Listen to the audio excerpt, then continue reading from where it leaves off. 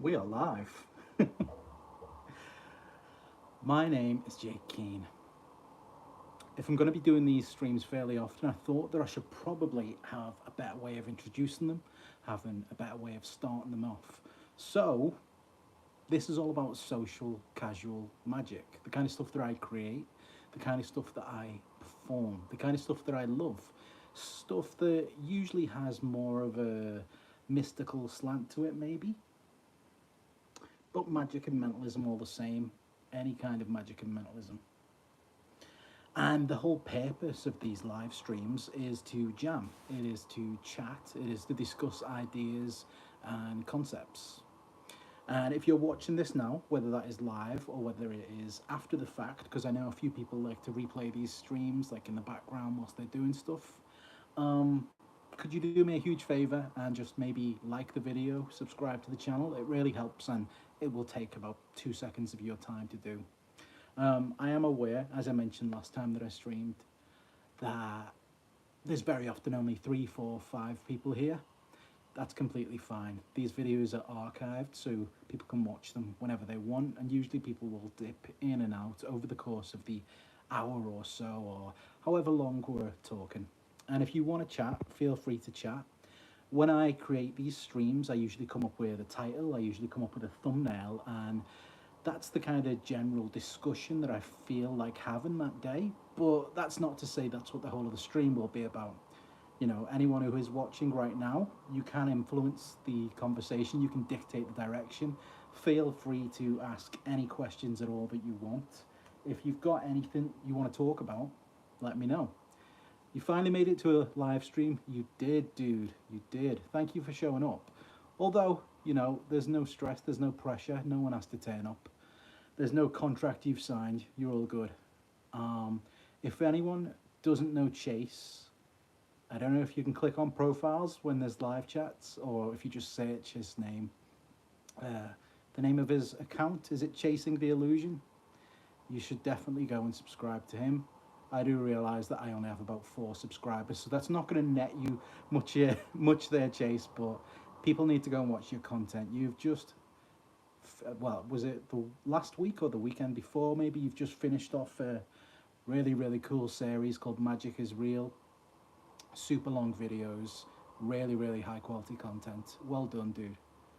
I'm just trying to pull up the live chat on my computer just because it disappears fairly quickly on this because I'm streaming on my phone. Thanks, man, it means a lot. No worries, dude, no worries. Your content's brilliant. I always make sure to watch whenever you post new videos and stuff on your Instagram, whenever you post about a new video upload.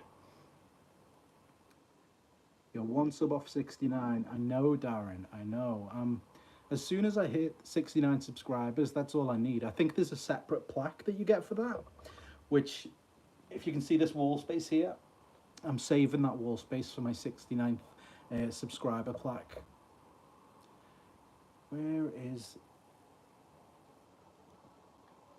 Yeah, you'll have to I'll have to apologise for the slow start. I am just trying to set up my desktop in the background. Anyone who tried to catch any of the previous streams, you'll know that there was really annoying technical issues just revolving around OBS, the streaming software that I was using. There was encoding issues, so I'm using my phone again, and I figured out how to stream from my phone horizontally instead of that awful vertical one. Chase just subbed, made it to 69. Hell yes, dude. Thank you so much. You should feel honoured. I owe you. I feel honoured as well. So did YouTube email me about that plaque, or have I got to get in touch with someone there? I'm not too sure. Matt said, I just subbed to Chase. Sorry, Jake, I'm already subbed. Yeah, don't worry, dude. You're all good. And I hope work isn't going too bad for you, man. I'm going to keep the chat up on desktop just because I may occasionally miss it on this screen. It pops off way, way too fast. As I was saying, there is a general kind of discussion point that I put up in the title and the thumbnail of these things, but whatever direction it goes, it could go completely elsewhere. If anyone watched the last one, or anyone watched it after it had been posted, after it was live, you'll know that Lloyd turned up and started basically rerouting the entirety of the conversation, forcing us into a really, really cool creative jam, something that we explored for quite some time. Some really, really interesting ideas to do with torn billets or business cards or pieces of paper, mentally and physically. And then Darren as well explored some of those ideas further. He already had some. He already had some stuff that was in the same realm.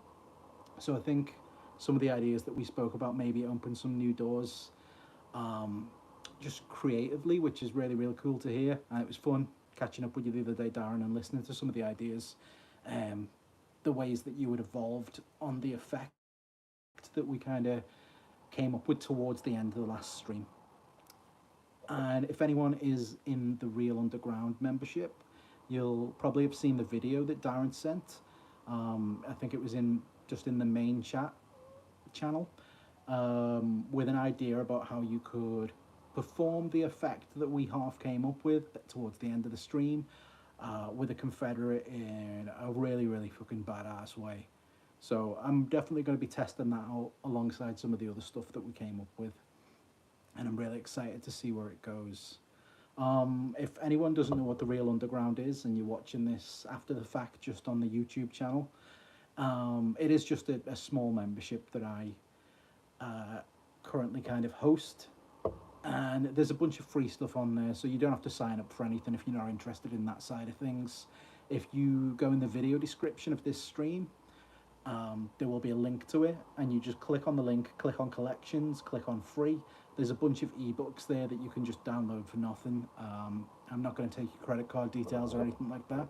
If you want to sign up with a free account, just so you get notifications about stuff or any little extra articles I might put out for free, feel free to, but there's no pressure either way. You can just go and steal those books and I don't care.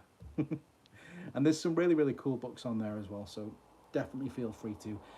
The idea that I was interested in speaking about today, not set in stone, but it is this idea about living and breathing magic, which is, I feel in a way, is kind of my bread and butter. It's what I love. It's what in a sense, I'm kind of obsessed with this idea of magic that is a little bit mystical but feels tangible. It's real world, but it feels like otherworldly. If I pause the live stream in the background on my desktop, will the chat still move? I don't know. That's what I'm trying to figure out. So I've got it paused. I'll see next time anyone pops up. So yeah, this idea about living and breathing magic. Um, if we move past the origins of how I got into magic, which is just the usual as a child, absolutely loving certain performers on television, being purchased magic kits as birthday and Christmas gifts, and the familial aspect of certain things that my nan was into that I kind of adopted growing up. If we remove that aspect of it, I kind of came into my own as a performer and a creator when I started performing in bars, beer garden magic, my favourite kind of magic, bars and nightclubs and just social events. That is my bread and butter. That's where I exist. That's the space that I absolutely love. Whether or not that is a wedding or anything like that, or whether that is literally just a table in the corner of a pub, that's where I get my kicks. That's what I still love. I'll never not love that aspect of magic. You know, I could, if I fell out with everyone in the industry and that green magic website put out a bounty on my head, you know, if the worst things in the world happened to me, that aspect of magic I'd still love. I'd still want to go to the corner of a pub and show some people I'd just met some really weird shit that made them question everything that was happening. So that is where the title and the thumbnail for this stream come from, living and breathing magic. And if anyone wants any kind of qualifiers on that, please let me know. I will probably just waffle about that for a long time. If anyone wants to interject, feel free to. We can talk about something else entirely. When I was writing up an effect called Zodiac, which I'm still writing up at the moment, but when I was first writing it up, it is a star sign divination and revelation, and it is a very, very simple technique, and it's more based around the routines that you use. Matt says, love that style, but I hate approaching people. Could talk a bit about that. I will definitely be talking about that, Matt, don't you worry. In the thumbnail, it says the stranger approach, so there will be some elements about approaching people that I'll touch upon shortly. Yeah, when I first originally started writing up Zodiac, there was a line that came into my head. I think I was writing up one of the routines.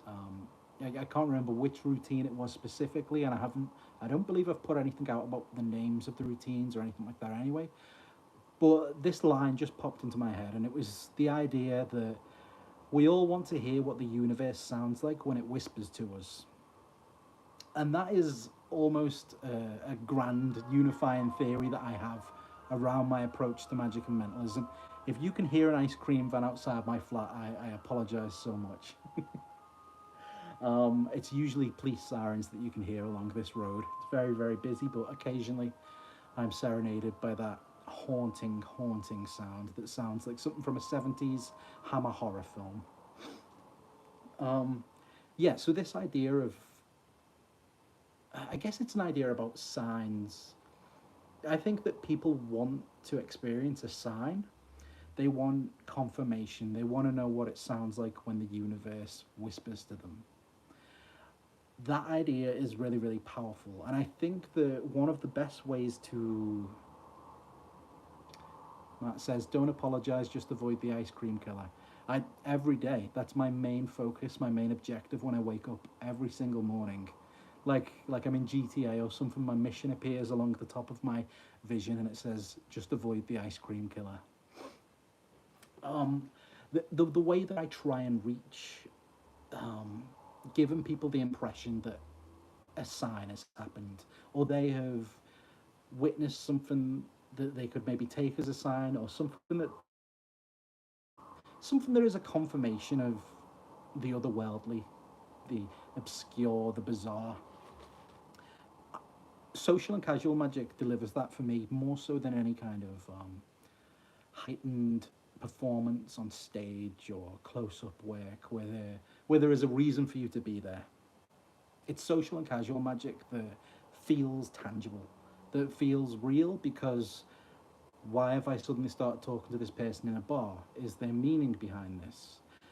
This idea that you slowly introduce magic or mentalism or mysticism to the conversation. Some people are really against it.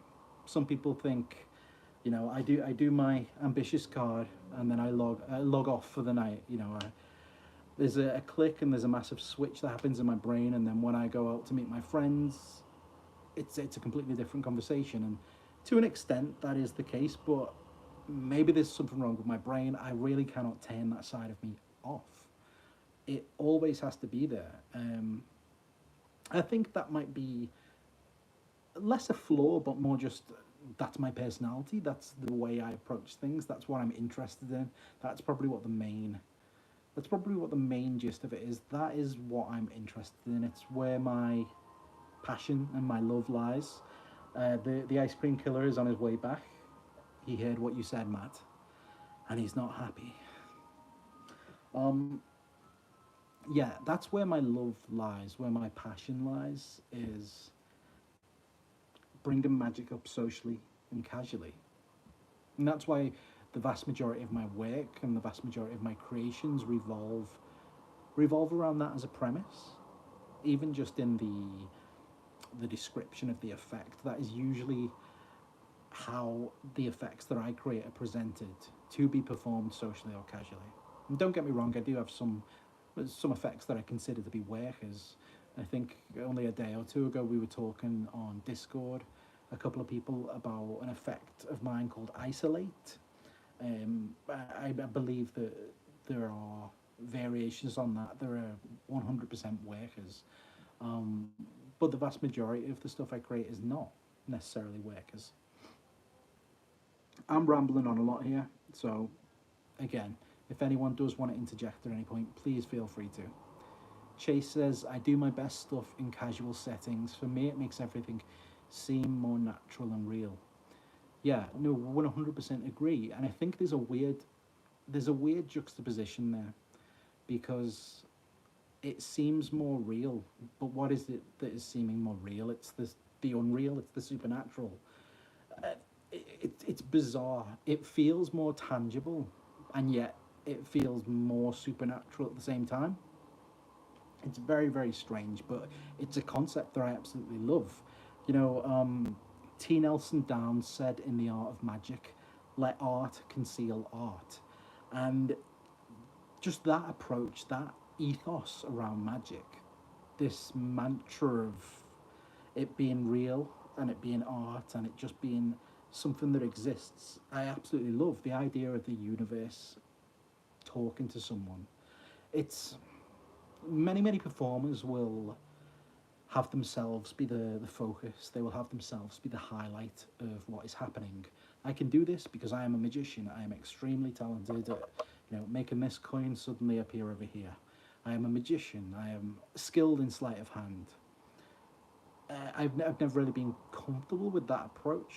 My approach has always been, there is something a little bit different about me, but the difference is that I'm open to what is out there, and maybe through my openness, you can, you know, experience a little bit something different. I can show you how to witness something, or I can temporarily be a conduit or a vessel for powers that are much greater than, well, flicking a coin. That might sound um, that might sound snobbish. It is not intended to be snobbish. It is just an approach that I love. It is an approach that feels more real for me, and because I enjoy doing it, because I see other people get enjoyment from me doing it. It's my life. That's what I love doing, um, and it's never. I don't know. My passions are never stated in the pursuit of putting anyone else down. That's probably the most succinct way to say it. If I waffle on about a subject, it is never to put anyone else down or put anyone else's performance style down. It is just that I love it so much that I'm not going to stop talking about it. There is some drawbacks that come with that approach to magic, and it means that sometimes it can be a little bit harder to approach people. In general, just because of my personality, just because of my character, I never find it hard to broach subjects that might seem a bit strange. And those are the stepping stones that I use to get into a place where I can exhibit magic without it being, let me show you a trick. Here, kid, let me show you this card trick. Without, I broach my way towards that with stepping stones.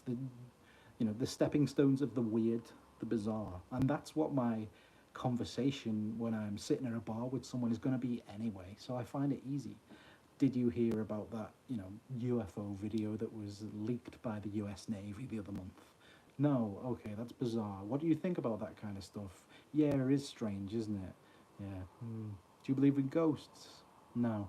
No, it's weird. It's just there was this thing that I saw the other day, and it was to do with a deck of cards and a ghost. And I don't know, it sounds stupid, but maybe I'll show you it later. Let me buy you a drink first. Let's go chill out and talk about some more weird stuff. And just having conversation flow in that direction has never been an issue for me. Um, it's always something that I've loved. It's something that I do anyway. So yeah, it's strange. I tend not to be the type of person who sits at a bar fiddling with cardistry. I mean, don't get me wrong, I will still try and attract attention if I'm in the mood to perform for people. Uh, but it's not by, riffle shuffling and springing cards, which is a suggestion that I see quite often, and I don't think I don't think it really works as well as some people think it might work. If I'm trying to get someone's attention or I want to show someone something, I'll usually try and do something that looks more. It looks less like I'm showing off, and it looks more like something strange has just happened. Whether that is, somehow the glass that's on the table just slowly moves towards me because of invisible thread or whatever, and two or three people see it and go, "What the fuck has just happened? What the fuck was that?" And I'll, I don't know. It was really weird. I was just looking at it and I was thinking about this thing I was reading the other day, and it just moved. It just makes me feel awkward when I play with my deck in public, says Matt. You and me both, buddy, and it gets you in a lot of trouble with the law, sadly. I think the only acceptable place to play with your deck in public is at Magic conventions when you can see everyone else sitting around you fiddling with it. Although occasionally on long train journeys, it can be quite relaxing when you're listening to an audiobook or something.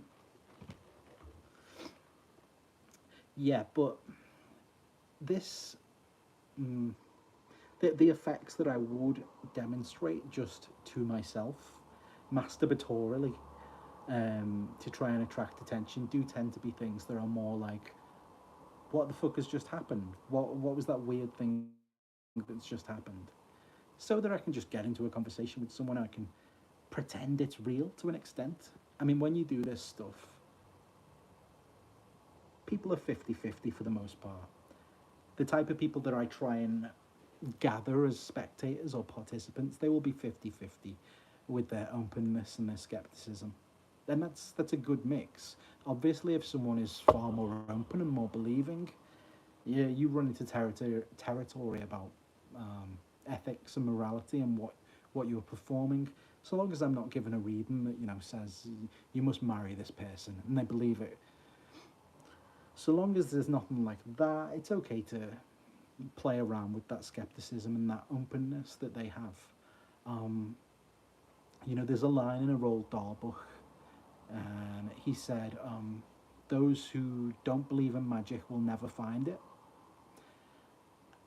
If someone doesn't already have a little bit of a belief in that weird and unreality, that strangeness, you're not going to convince them. They're just going to become a heckler, whether that is a vocal heckler or a silent heckler, someone who is insincere with their appreciation, someone who is internally laughing at your scripting. You have to know who you appeal to. You have to know who your audience is. Someone who is a real worker and they can bust out 20 sets just at the drop of a hat. It's all stored in their brain. They've been working at weddings and stuff for years. They can get away with that. They can get away with joking around with someone, being pally with someone. The type of magic that I love, I can't get away with that to an extent. I can't. I do have to have a bit of trust in the participant and the spectator, which might sound strange, but I'm trusting them with my sincerity, and I'm trusting that they're going to provide me with at least a slither of sincerity back. Otherwise, why should I waste my breath telling you a story that I want to tell you? Being known as someone who is a storyteller is a good step to approaching people, to getting people to approach you. If a crowd of people see a bunch of people at your table laughing and listening to what you're saying, they're going to be interested in what you're saying and what you're doing. Social and casual magic is a very strange concept in some ways because there are elements to it. There are tips that you can take, advice that you can utilize that sometimes I think it might be dangerous to take. I, that's a really nice and open way of looking at it. Maybe it is, maybe I'm just waffling, dude. You tell me. I know that you are a worker yourself, aren't you, buddy? So your approach is probably a little bit different. If you have any ideas on it, I'd love to hear it. It's nice to see you here, man. I posted a video with you in the other day on my Instagram. I think you saw it. Of performing Zodiac to you outside the Ruskin. It came up on my it came up on my archives on my Instagram. Speaking of the Ruskin, actually, I saw Joker, one of the old heads, post pictures today of the renovation that's gone on inside the Ruskin, and they have extended the front room. Um, so I think that they've portioned off part of the back room and turned it into a new front. And yeah, it looks really cool. It's nice and open. There's way more space in the front of the Ruskin for next year at Blackpool, which should be interesting.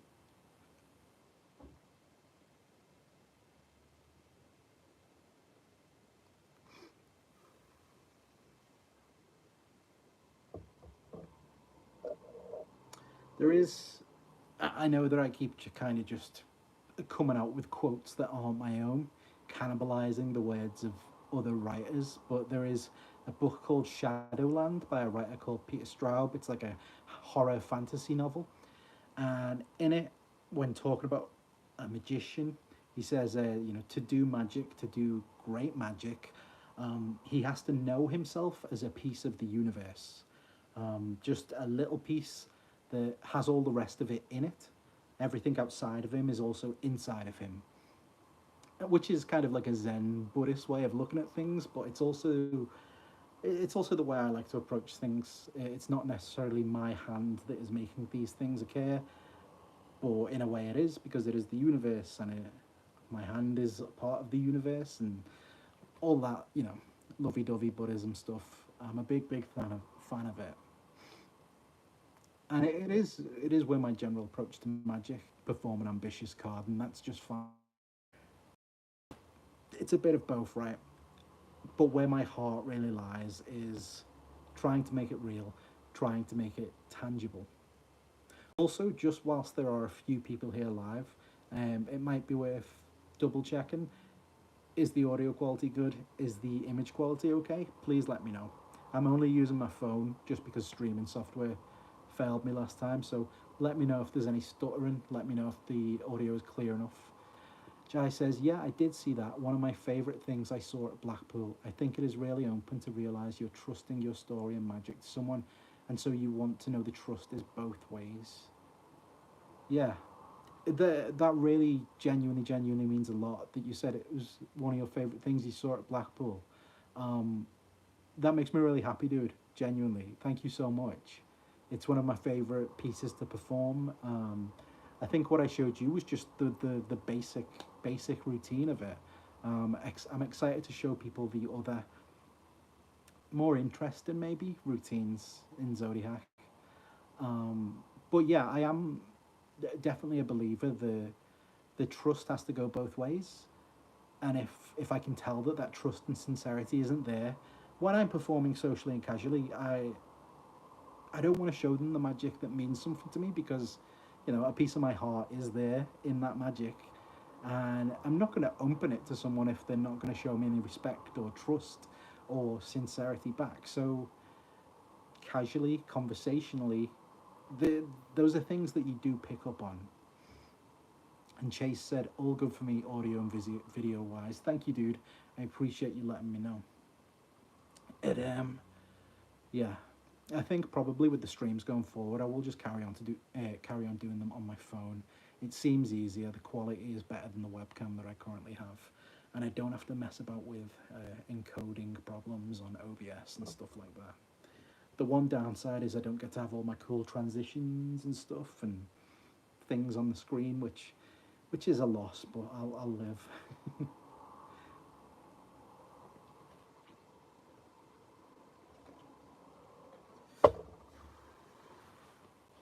Anyway, those are some of my ideas around living and breathing magic, and how I try to promote trust and sincerity in the people that I perform to, how I try and whittle down to the audience that I want, the audience that I know will appreciate the things that I do. Because there are some effects of mine that, in essence, there is no traditional magic trick that is happening. It may be mentalism or mysticism, but it is very subtle, naturalistic kind of influence-based magic that is happening, and that needs to be performed to the right people. It can't be performed to someone who is desperate to see a coin trick. Their mind is elsewhere. Their passions, their interests lie elsewhere. Um, yeah, you can't force someone to like something. It has to be the right thing. And I think, in a way, that's why a lot of the card magic that I create, the card effects that I put out, I try and keep them fairly light. I try and keep them maybe less about the deck as a whole and more about one card that was chosen, or almost removing the playing cards from the effect, and have it be about this visual or this image or this story that I'm telling. Because I don't want to present the cards to someone and have them be disheartened. Some people don't like cards, but if it is just one card that is used in effect, they can forgive that. Also, I'm just not a card magician. But yeah, there's my half an hour waffle on the subject that I've put in the title. Um, if there was any questions anyone had, please feel free to ask them, but no pressure if you don't want to. I will just waffle for longer. I will continue my waffling. Something that really interested me was I think it was last night, yesterday.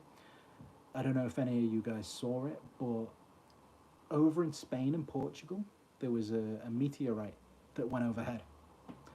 And obviously, the modern world that we live in today, there were people out there who were just live streaming them, friends, live streaming themselves or recording themselves, chilling with their friends, drinking out, having a good time, walking home from bars, that kind of stuff.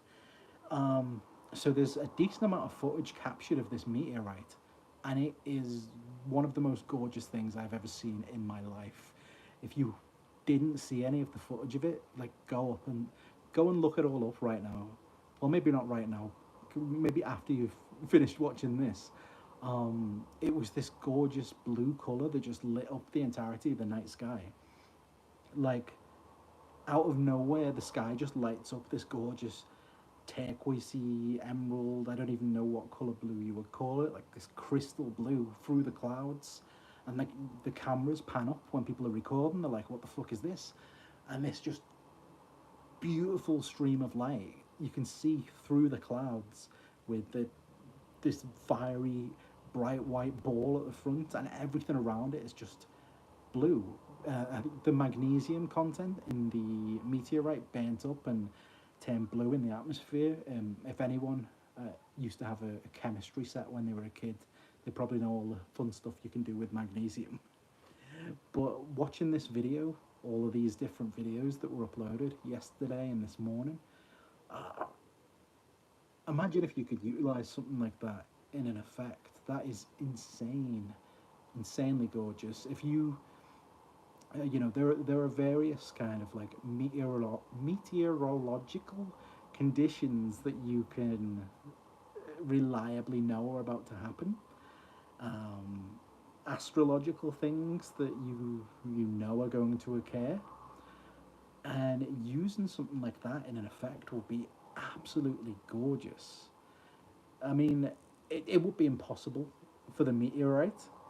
But when I was watching it, where my mind was going was just imagine you're with someone, you're with one of your friends, and whether it is a force or whether it is like you already know the answer to the question, you're talking about favorite colors, and their favorite color is blue, and you say, okay, watch this, 10, 9, and the whole sky just lights up blue. Completely impossible, pipe dream kind of territory, but beautiful nonetheless. I Absolutely gorgeous. You need to watch the videos if you haven't already, because it's amazing. You watch stuff like that and you realize, you know, oh, there is a reason that the Vikings thought that a giant snake on fire was circled around the entirety of the earth. This amazing thing with this tail behind it. God, dude. Yeah, those awful things to my brain. Absolutely gorgeous.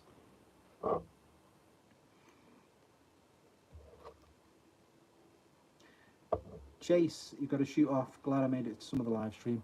Can't wait till the next one. Thanks for turning up, dude. As you saw, it is just me waffling on most of the time, but feel free to pop in anytime you want, man. You take care wherever you're up to. And if anyone hasn't subscribed to Chase's channel, go look him up, Chasing the Illusion. Uh, yeah, subscribe to him. He puts out some amazing content. He has some really, really, really nice creations.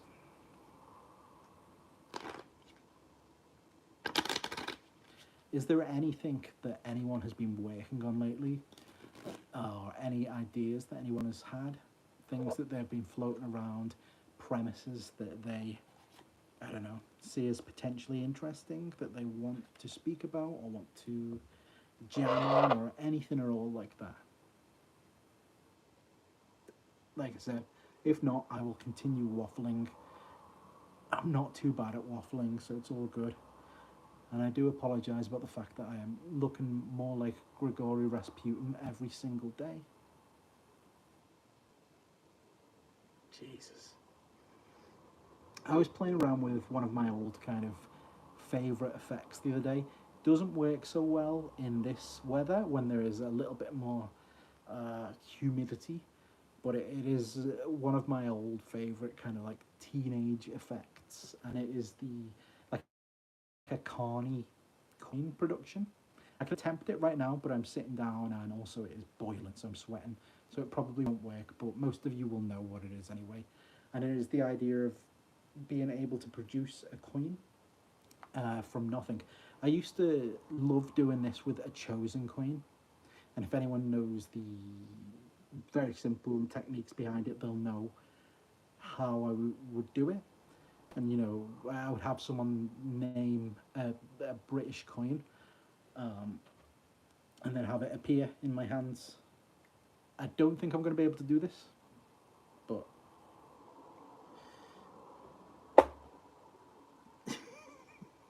yeah, it didn't work. But when I'm not a sweaty mess, this is one of my favourite things to do. And I've been trying to think about how you can build a routine around it. It is super, super simple. If you were to, I say it's simple, but I'm not able to perform it right now because I am very, very sweaty. When you are producing this coin, you talk about how, well, this is what my scripting revolves around with it. You can't just create something from nothing. It's almost like you have to rip it out of reality, rip it out of another reality. And the way it appears is violent. It's like reaching out and grabbing something from the air, pulling something from, you know, the multiverse or whatever. And that's what you're going to attempt to do. Oh, I was close that time. Essentially, what you're doing is you are launching a coin from the crook of your elbow. Because I'm sitting down, it's a little bit hard to do, but you're reaching forward to grab, and this coin is in the crook of your elbow here, and it is popping forward, coming along here, and you're grabbing it mid-air. Now, as I say, because I'm sitting down, it looks a bit strange. There we go. But you can show your hands completely empty. And what I used to do is I would have like a 50p and a 2p coin here. And whether it was Equivoke, Patio Force, whatever kind of force, whatever kind of whittling I needed to do, I would get it down to one of these coins, and my hands have been shown to be empty the whole time. And you can be very, very, you know, the angles are quite good for this. If someone's in front of you, you can kind of showcase that there is nothing there. And then you go through the scripting about how you're like ripping, you're grabbing something, and then yeah, you're flinging this arm forward whilst you're kind of popping out your elbow and your bicep, and it flings the coin forward, and you're grabbing it in the air. When it is a bit humid, when things are a little bit sweatier, it's harder to do because it sticks to your skin. If it's cold, this is really, really fun. You know, if anyone hasn't kind of done this like carny style trick before, give it a go, because when you can get it down, it looks really cool. And your hands being completely empty, and this concept of grabbing something almost from another dimension. Yeah, the coin just flew away then. Yeah, if you are not a sweaty person like me, give it a go. Just in the crook of your elbow, and you can be pretty natural with this, and then just pop it out.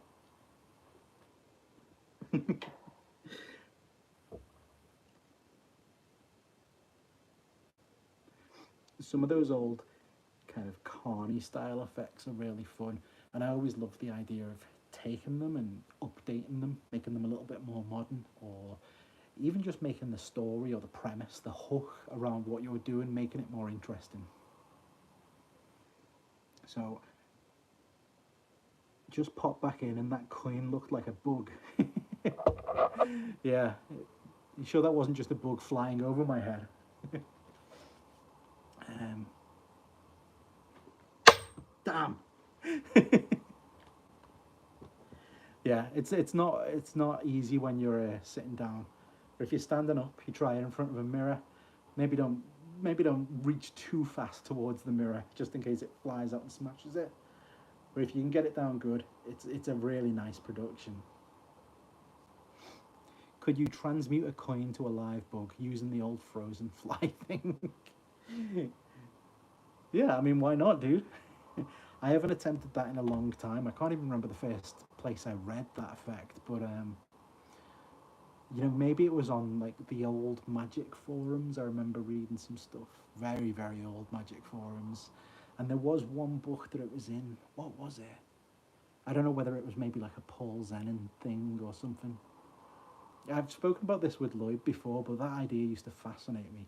I I don't think I would attempt it now, um, just because of I'm a very Buddhist person. I don't want to harm any animals. I don't eat or kill animals. And just on the off chance that that fly passed away, as stupid as it sounds, karmically, I'm not down for that. I'm big on the dharmic wheel and Buddhism, but transmuting a coin to a live bug, there is definitely some interesting things there to think about, and it does make me think of Jeff Goldblum as well. I think I think it was on the Black Art podcast 2 or 3 weeks ago. We were talking about the fly for some reason. Maybe it was just to do with this idea of transposition. Totally understand, man. Oh yeah, but you feel free to give it a go, man. I think it could be interesting.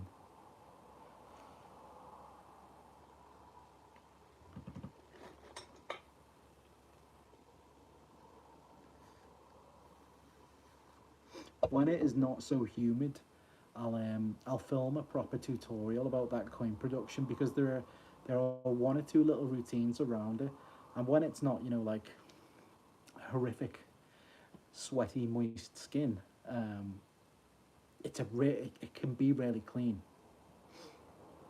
and it can look and be presented really clean as well. Like, it's really really nice.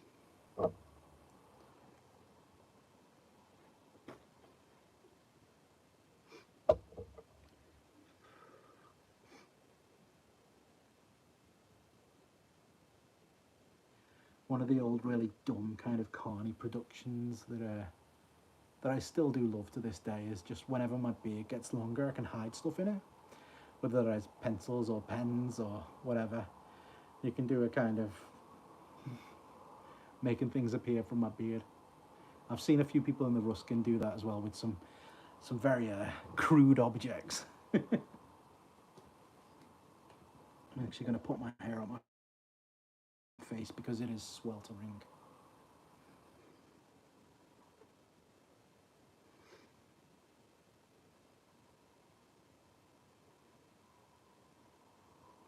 So yeah, this kind of this live stream has definitely been a lot of me just waffling on about an ethos or a kind of mantra, a statement that I try and follow, my little unifying theory around performing, living and breathing magic. And I hope that at least some of it has been interesting to people, even if we haven't necessarily went down any rabbit holes with jams. Hopefully there's still some value to the waffle.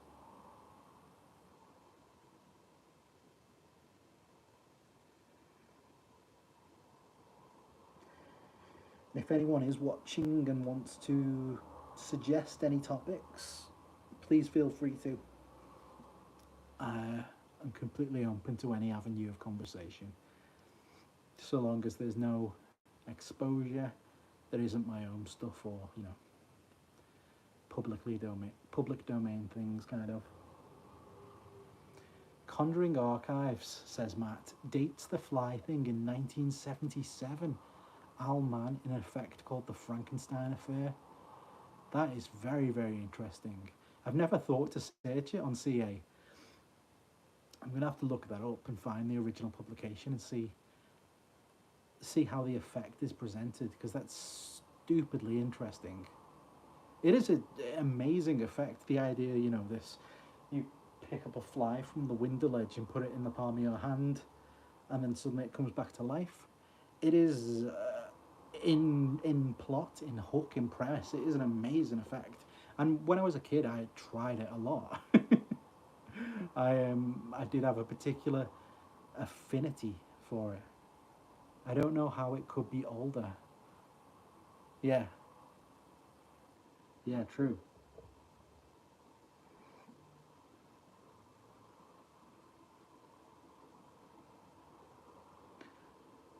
Sorry, I don't know. It could be older. Yeah, no, completely. I think there are older effects that deal with similar plot lines. I seem to remember reading something from maybe like the 30s or 40s to do with a bird coming back to life. That was in a very, very old little booklet that I had from, if anyone knows Liverpool, there is uh, the Blue Coat Library, it's called. They have a collection of really old books in there, and some of them for purchase, some of them just for perusal. And every now and again, when I go in there, I'll ask one of the staff members where the magic booklets are. And I had a friend who used to occasionally get me them as presents. They weren't expensive, but they cost a decent amount for what they were. And I have a few firm favourites, really old booklets in these protective sleeves. Um, there's one that's really interesting that I might talk about at some point, because I was thinking that it'd be an interesting subject for a live stream, and it is to do with two-person telepathy and coding systems. You know, the whole blindfolded Nightmare Alley kind of style routine, which is very, very alluring, an aesthetic. There are certain films like that, like Nightmare Alley, that are brilliant to watch just for aesthetic reasons. The mise en scene, that kind of stuff, super, super inspiring. But I will go through that little booklet at some point. Um, Matt says, I have a write-up of a Spectator's Mind Reader drawing dupe. Scripting deals with Oracle of Delphi. Curious if you have any thoughts. Dude, I would love to read your write-up at some point. Spectator's Mind Reader. I think I spoke about it in the last stream as one of my favourite premises. It's one of my favourite plots. And I have a few Spectator's Mind Reader, Spectator's Psychic kind of effects. Actually, I think it was in the Discord I was talking to you the other day about, because you were talking about granting spectators or participants abilities. But having the script and deal with Oracle of Delphi is gorgeous. In Liverpool, where I am now, there is a magic bar that I'm sure some of you know called the Oracle, named after the Oracle of Delphi. I think it's a gorgeous idea for scripts. It's a beautiful hook. It's a really nice just touchstone to the feel that you're going to give the effect.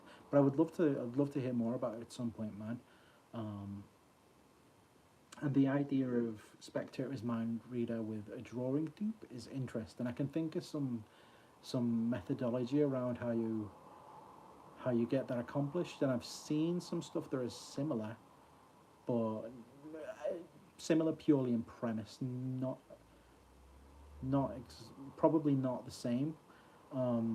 So it'd be interesting to see where you go with it. Yeah, definitely at some point. Let's jam on it, man. One other thing I wanted to say, you know, if anyone was interested in jamming during these properly without having to type, YouTube have a feature just called Go Live Together, where I can set up a YouTube live with another person, them just using their phone. Obviously, the video is vertical and it's kind of like a FaceTime call, just one half of the screen, the host, one half of the screen, the guest. And you know, if anyone is ever interested in doing one of those, let me know. If you're watching this after the fact, after it's live, leave me a comment and you know, let me know that you're interested or what kind of subject you would want to talk about, because it would be fun to do one of these lives with someone else and just talk, just jam ideas, just chat. I did one or two of them in the Black Art Podcast Facebook group. There's a video up there from probably from a year ago now, or close to, with David Peace from the Deceive Reality podcast, where we kind of just had a little chat and a little jam, and it was the same format, you know, almost like a FaceTime call. That's saved in the Black Art Podcast Facebook group if you check it out. Thoughts on using olfactory sensors in performance as either method or presentation. I'd go live, but I've been busy. Yeah, no worries, dude. I don't mean necessarily going live now. I just mean in the future, if anyone wants to, I can set it up, I can schedule it, and all you need is a YouTube account and the app on your phone, and you're able to join as a guest.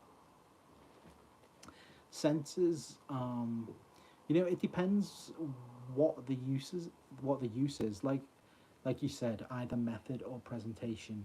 I've kind of jammed some ideas to do with using sense of smell as method. I know some other people have material that's based around that as well. For a little while, I would use kind of like perfume, cologne, on cards as a way to be able to figure out which card was chosen or anything like that. It seems old-fashioned sometimes. That old-fashioned brute force mechanism is interesting, and sometimes it opens new doors. But just in general, in performance as either method or presentation, you know, I think it's interesting. I think it is a touching point that works well for stage shows, parlor shows, maybe a really big stage performance. I don't know how well it'd play, but when it's a intimate kind of small room performance, I think it's a really interesting premise. I think that there's a lot of avenues that you can go down with it, whether that involves getting rid of certain senses or you know, supposedly enhancing certain senses. It could easily be used in spectator's mind read or spectator's psychic routines, where you say that, you know, you're going to wear this blindfold, and because you're wearing that blindfold, your other senses are going to heighten, your other senses are going to increase, and that is the basic plot that's in place then for whatever effects occur. You know, there's a reason that you were able to deal down to a certain card because your senses were heightened.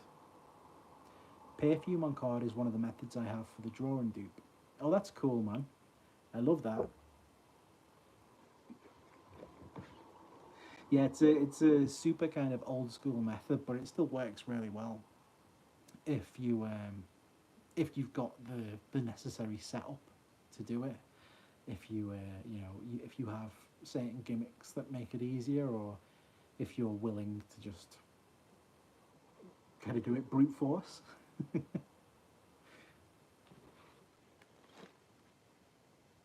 I do like the idea of senses being heightened, though. Yeah, if granting someone abilities by heightening certain senses is a really interesting idea to me, especially with a blindfold. Who doesn't love a blindfold? You can enhance so many mentalism routines with a blindfold. It just adds a dramatic, theatrical flair, doesn't it?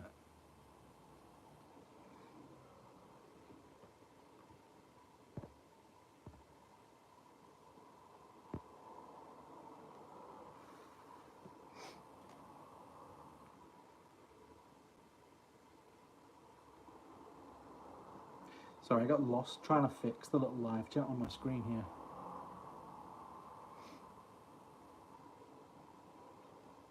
I think you know, it's a weekday. It's a little bit quieter on the live chats and stuff like that. So we're probably going to be finishing this off soon, unless anyone has any kind of like direct questions or anything like that at all. Don't feel any pressure, obviously. This has been a fun little chat, and hopefully over time, we can get a couple of more people watching them whilst they're live. Kiss my A's. Well, look who it is. No way. What's happening, Emma?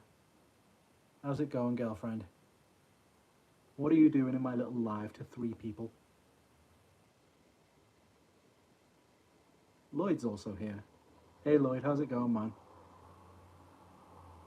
Yeah, no worries, dude. We're probably wrapping up soon anyway.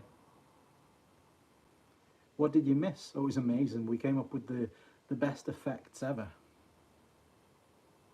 No, you missed me rambling on about a lot of bullshit. Weirdly, because you just dropped in, Emma, I've been wanting to talk about this for ages. And I know that Matt's just said theory on predicting things. I'll get to that in a minute. I've been wanting to talk about this for ages. Years and years and years ago, well, not that long ago, I had a podcast and a magazine called Creative Rehab, which was to do with copywriting and advertising. So pretty much a world away from some of this kind of stuff. And one of the first guests on the podcast was Emma. Kiss my A's in the chat there. I was looking for something to watch while taking off my makeup, and there you were. Oh, you found the worst thing to watch on YouTube, dude. So you were one of the first guests, because you were my good copywriting buddy. And we did an episode of the podcast where we pretended. Well, we didn't pretend. We had a séance with with Edgar Allan Poe, which was really, really fun. Every now and again, I go back and listen to those old podcasts, and that one was just such a fun episode. The production on it afterwards, and all of the little rituals that we had for it, that was so fun. I hope that you are doing good though, dude. I know you don't upload to YouTube too much anymore. It's more is it more the TikTok stuff now? But I hope that you're doing good. I know that towards the end of last year, when I was down in London for a convention, and I said I was going to say hi, didn't end up getting the chance. But hopefully, next time I'm down in London, we'll have to go for a quick drink or something, dude. Link us to the podcast. No, Lloyd, it hurts my current brand. I'm not too sure if any of those podcasts are online anymore, but if people search my name in Spotify, they'll probably come up. And if I was going to suggest an episode to listen to, if you listen to Emma's episode, she is the best copywriter out there and can weave a good tale. I miss creating stuff with you. Yeah, I'm on TikTok mostly. Still need to see you do close-up magic. Drinks are a must. 100%, dude. I know I've been promising you a reading for a good long time as well. So hopefully I have an excuse to head down to London soon.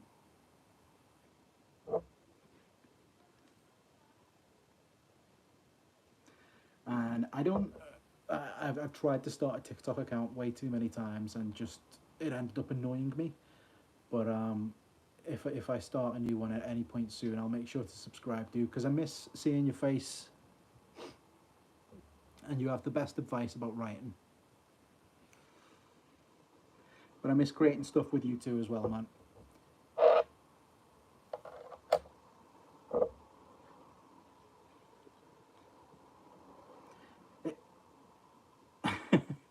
I'm so easy to impress. It'll be worth your while. I'm sure it will. I'm sure it will. Jake, another live challenge. Lloyd, it's been an hour, dude. Come up with a new tattoo-based trick. I mean, I was getting ready to go. I want to put my fan back on so that I'm not sweating in an absolute mess. A new tattoo-based trick. See, this is your problem, dude. You're popping in just to suggest something, and then you're gonna go back to watching the darts or whatever you're doing.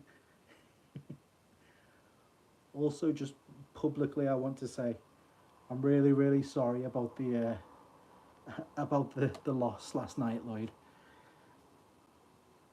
Although Usyk deserved to win. You have 5 minutes exactly. Screw you, dude. A new tattoo, 5 minute creations. Yeah, that works when I have someone who's actually intelligent like yourself to bounce off. When when I'm just on my own, talking into into an iPhone camera, it's tough. New feature. Hmm. Okay, a new tattoo based creation. So, tattoo reveals. I won 112 quid on you, sick. I know you did, dude. And I'm very pleased for you, but think about what you lost. Genuinely, time. That's fine. I'm not going to be able to think of anything. Okay, I wouldn't want it to be a reveal. I think a reveal is too obvious, or at least I wouldn't want it to just be a reveal. I would want it to be part of the. I would want it to somehow be part of the effect, right? So, hmm. See, my creation involves a lot of silence, which isn't good viewing. It will hurt my metrics. So I'm trying to talk whilst I'm thinking at the same time, and it's a lot harder than some people think.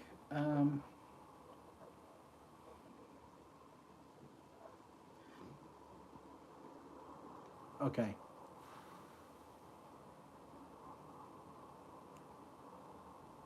okay, I have an idea. Darren said Mandela effect on a tattoo. Have a real tattoo, draw over and remove a link, ask them to remember it, wipe it, and it's something else. Dude, the tattoos on my legs are they're ones that I've done myself. Some of them aren't coloured in, much like my arm. There's a bunch of tattoos that aren't coloured in, and every now and again, when I've been with friends, they've got bored and coloured in tattoos with Sharpie, which always looked weird to me because it actually kind of looked real because it's got the outline there anyway, which looks real, and then it just looks like the colour is super vivid. So you could definitely do something where the colour of a tattoo changes, or it changes from block to otherwise, like block black. What I was thinking was if you have almost like it's a prediction. So if you had a very, very simple little house, say, and in the center of it, it's got a little house, it's got a little door, and on the door it says 37. And what else would you have? Hmm. You can probably see where I'm going with this, right? You are you're gonna use it in like a confabulation, but it isn't just gonna be a reveal. That's where I want it. That's where I'm trying to think. So if you have this little house with number 37, you can force the house. You can force the 37. But what else makes that interesting? What else can you do? You can obviously use it for storytelling purposes. Um, Matt says a tattoo that slowly appears on skin or moves. Yeah, I mean you could do the old finger thing. Like I'm sweating at the moment, so this sweat bead appears. uh, this is actually my sad emo boy tattoo from when I was about 14. Sadness is life. So with makeup, with concealer, you can hide elements of a tattoo. I wonder what a hundredth monkey style word would work on skin. That is terrifying to consider. But you'd probably find a way. And I'm pretty sure you'd be able to find a way. You're a lot smarter than me. like a coin matrix but tattoos. Dude, yeah, I mean, you have, little. I have dots on my knuckles. You can't see them too much here, but I have little dots on my knuckles. I could 100% get rid of them and then have an effect where they appear, kind of like where I'm just wiping off a little bit of concealer and maybe moving them across to the other hand. Get a new ink on Wednesday, so I'll have a word with my guy. Maybe theme something with regrets into it. Dude, don't talk about regrets and tattoos. I have many, many. Like a tattoo that never existed. Hmm, that's interesting.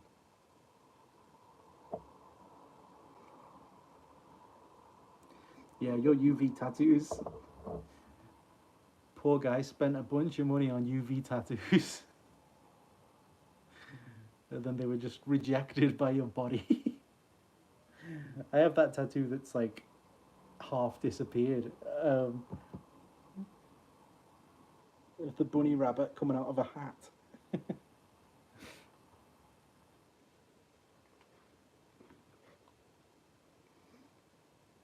So this is dumb, obviously, but if I did have a tattoo of, a fairly visible tattoo of a bunny rabbit coming out of a hat, we'll just point here for sake of showing, for sake of example, and the bunny rabbit has got concealer on it, so that there is no bunny rabbit there. You could quite obviously make the bunny appear in the hat. Are you not supposed to have the A logo on you by now? Darren, I am supposed to have that tattoo on me, but Tyler, Tyler's a bad man. No, some things happened in Blackpool that I can't talk about that stopped it from happening. What if you tell a story about a character and one of the descriptive terms is that he has a certain tattoo? At the very end, you reveal yourself to be that person. Not so much magical, more like a usual suspects moment. Yeah. Or, thinking along those lines, if it was kind of like between the lines, where you are talking about a story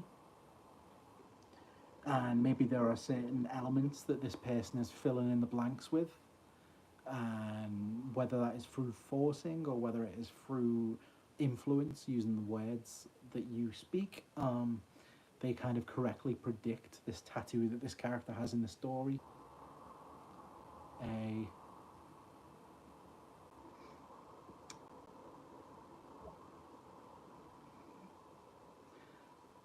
cup and said, if you can guess the numbers on top of all three die, you can stay on the ship.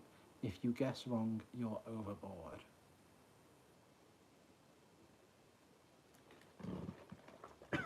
It's a very, very cool premise. Then you give the spectator three dying cup, they shake it, blah, blah, blah. Yeah, and dude, if you're like, you just work out the permutations, um, and you could have a couple of different options. Eventually, you reveal the numbers the stowaway guessed. Um, Even if you just had, say, two options on either ankle before revealing that you were the stowaway. Yeah, that's really, really cool.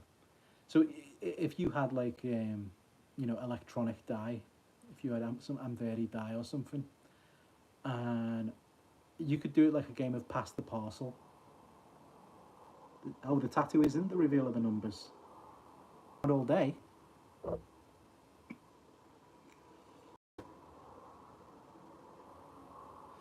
tattoo could be of anything, like a fucking seagull or something. It's just the convincer.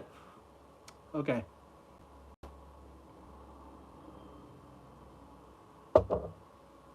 I get you. I still, yeah.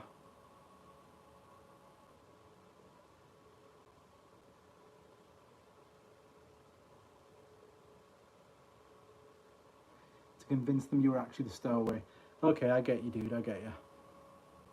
Yeah, I guess thematically it makes no sense. But, and this is a big but, um, say you had that tattoo of the seagull.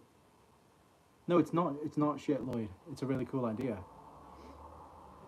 say you had that tattoo of the seagull, and on your other ankle, you had just like, I don't know, what is the most common permutation of those three dice rolled? Say it's like, say the most common number that it will usually be is nine added together. Um,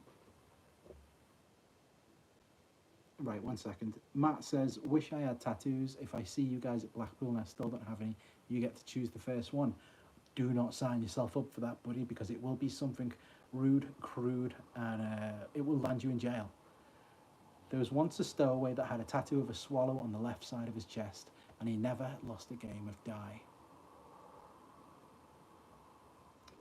Yeah, it's a really good hook. It's a very, very good hook. Darren says, would it be possible to print temporary tattoos on demand using a pocket printer? Shortcut that shit, and if you can somehow apply it, you have a miracle prediction. Um, I don't know of any tattoo printers. I know that you can obviously order custom ones, and you could just keep a little index in your wallet of numbers or images so that when you excuse yourself to the bathroom for a moment, you could apply it, or even just, you know, using a napkin with some beer that's on the table, you could surreptitiously apply it.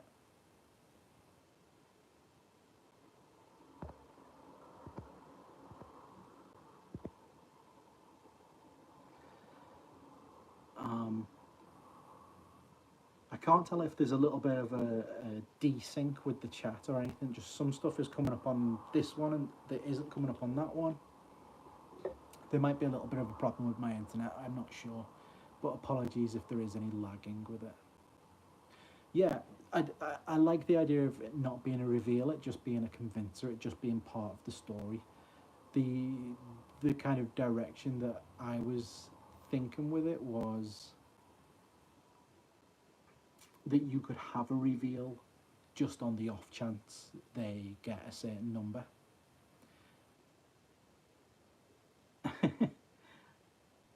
Emma, I didn't expect you to hang around anyway, dude. Don't worry, I'm absolutely waffling shit. I'll expect a sick tattoo trick next time I see you. Yes, dude. Take care. I'll speak to you soon, man.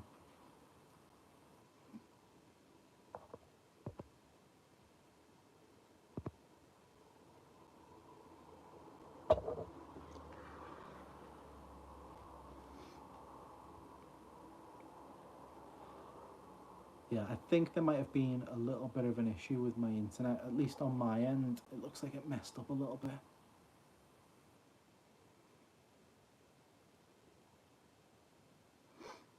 Keeping in mind that Lloyd has just introduced a feature that wasn't meant to be there, maybe we will carry on with that idea going forward with the streams. Darren says, out to lunch principal with tattoos and a watch or something acting as the rubber band. Hmm. Yeah, that'd be cool. What's interesting is that you could reveal the tattoo to. You're revealing the tattoo and it's purposefully being kept a secret, maybe? So if you're using the out to lunch principal. Oh, actually, no, wait, I misread what you've just said there. Out to lunch principal with tattoos and a watch. Right, okay, that makes more sense. It is very, very interesting, Lloyd, you're right.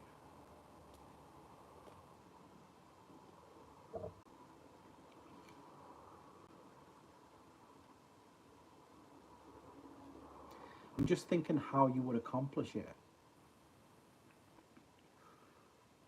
Just because, hmm,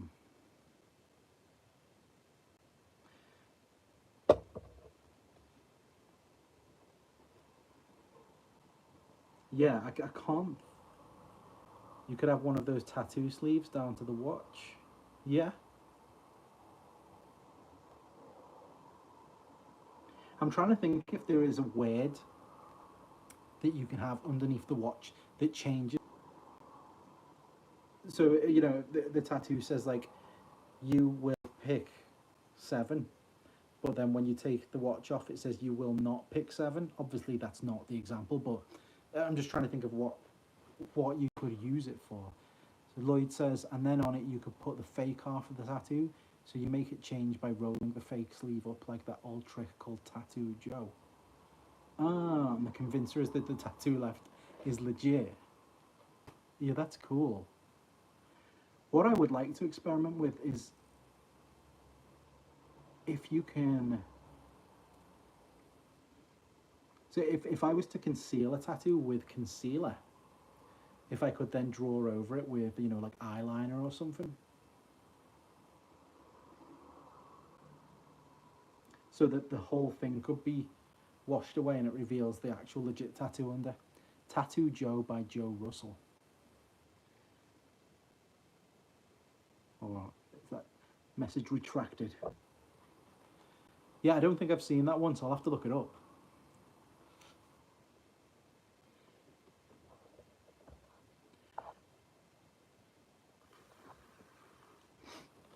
Yeah, I'll look it up after this.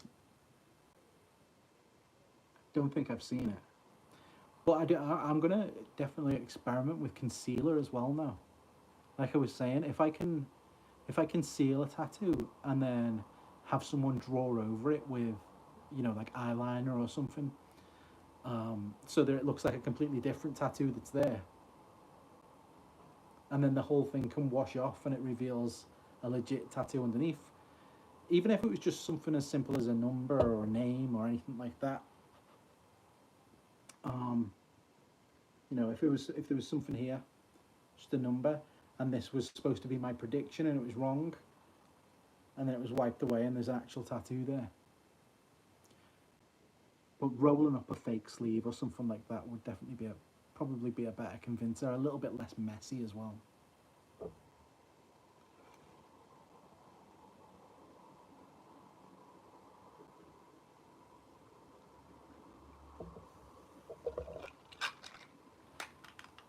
I'm going to say it again just because I haven't said it in 75 minutes. If you're watching this, whether it is live or after the fact and you're just watching the replay, please like the video. It will take none of your time if you're signed in, and you might as well, because it really helps me out.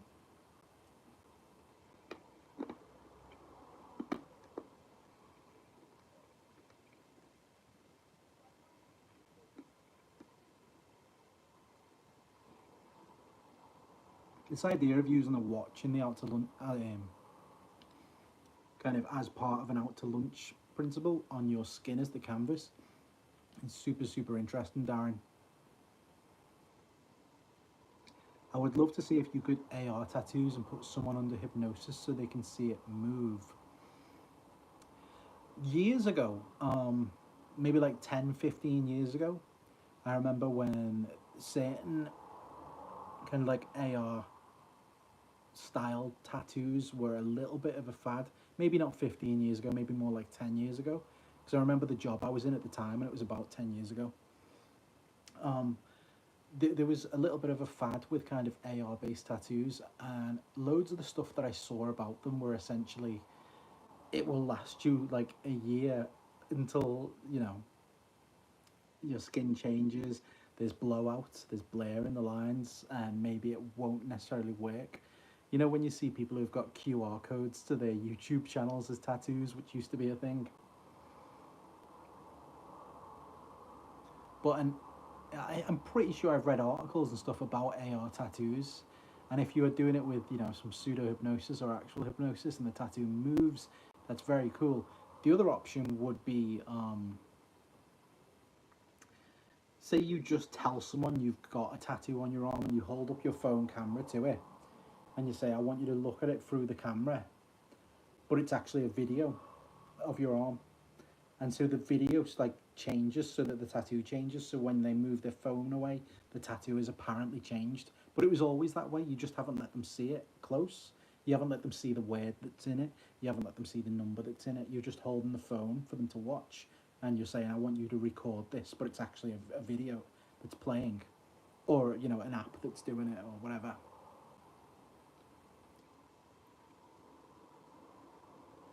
Thanks, Darren. It's not as sick as any of the ideas that you've contributed, so I really do appreciate it.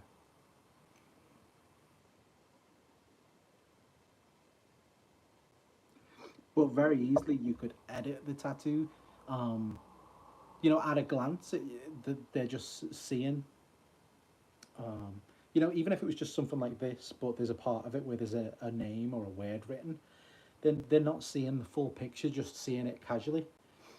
But then when you're placing the camera over it or the phone over it, they think that they're seeing it, especially if you're kind of like holding one side of the phone, holding it steady.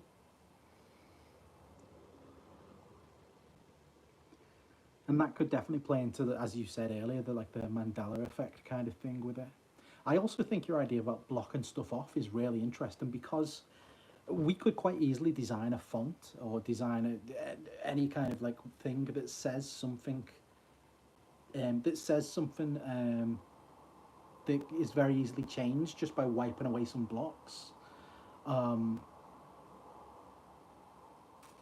I'm trying to think of the only example I can think of. It involves a lewd joke about a tattoo on someone's penis, but it's essentially what the word actually says changes when it's rubbed. When you get rid of the blocking or you get rid of whatever is there. Whether that is just, I'm just trying to think because Sharpies will probably be fairly hard to clean off quite effectively and surreptitiously.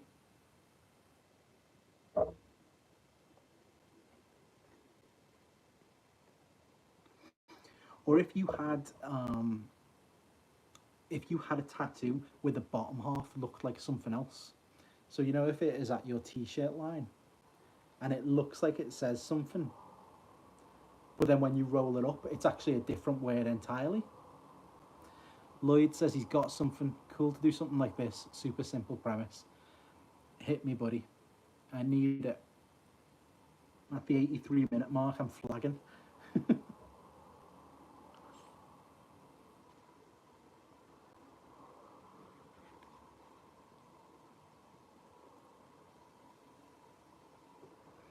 You hold your hands palm up, fingers out like you're waiting for a high five. You ask them to choose 3 fingers. And Matt also says you could always replace the Sharpie ink with dry eraser. Yeah, definitely. Um, you ask them to choose 3 fingers over either of your hands. Okay, I'm following along, Lloyd.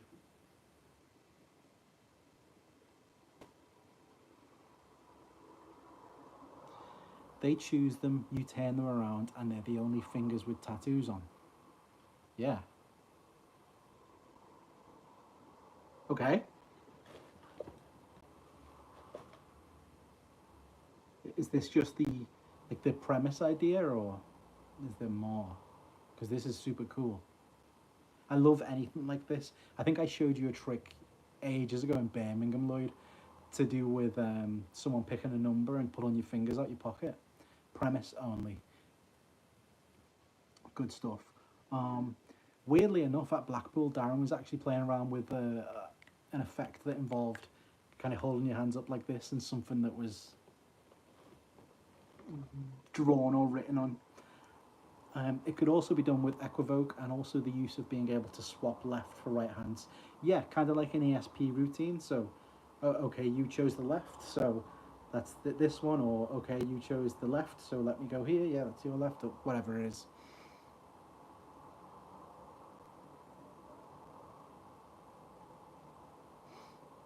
Yeah, when it's just that kind of binary decision, there's a lot of cool stuff you could do. An equivoke would 100% work. Just wondering what tattoos you would have on your fingers. Or, says Lloyd,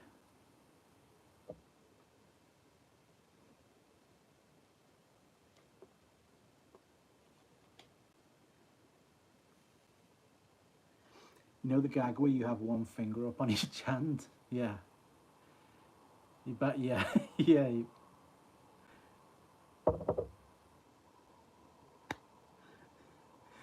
Yeah. Got ya. You bang them together and one of the fingers jumps to the other hand. Imagine you did that with a tattoo. Yeah, dude. So the tattoo jumps from one finger onto another. Did you ever see those tattoos people got where it was like the trampoline and there was a little man and they were making the little man jump on the trampoline? And then imagine if you went and he's jumped up into the air here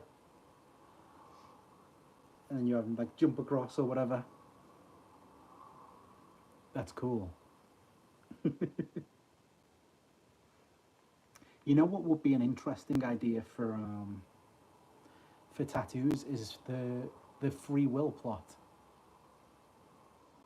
Yeah, Lloyd, bounce away, dude. No worries. Thanks for dropping in again, disrupting my stream. Have a good night, and let me know if you're down to record the podcast this week. I know you're quite busy, so give me a message.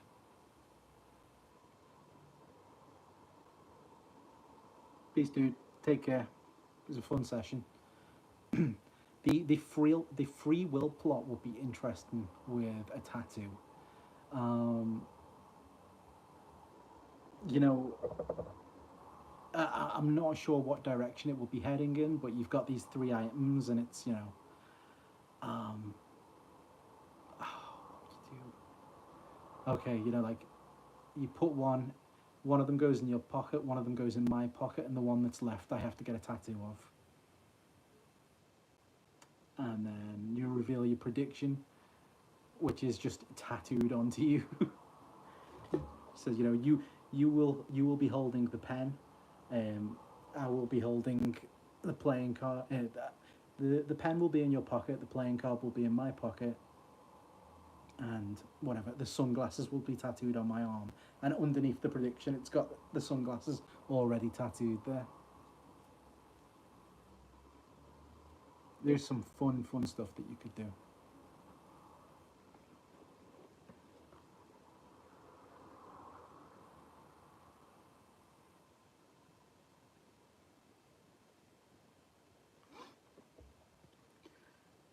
Right.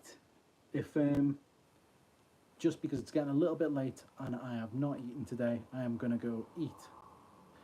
If anyone has any other questions that they want or any ideas they want to talk about in the last couple of minutes, let me know. Otherwise, I'm probably going to bounce in a second. I'll give you a little minute just in case.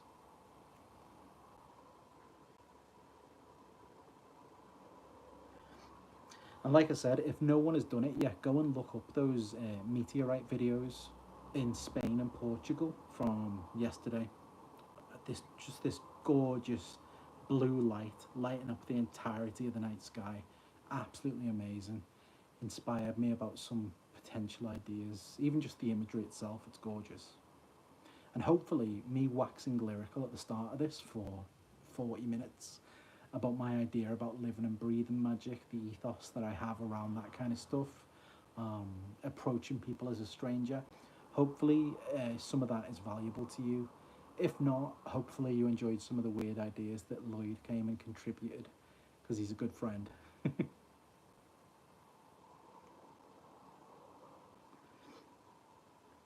Right, I hope you all have a gorgeous night.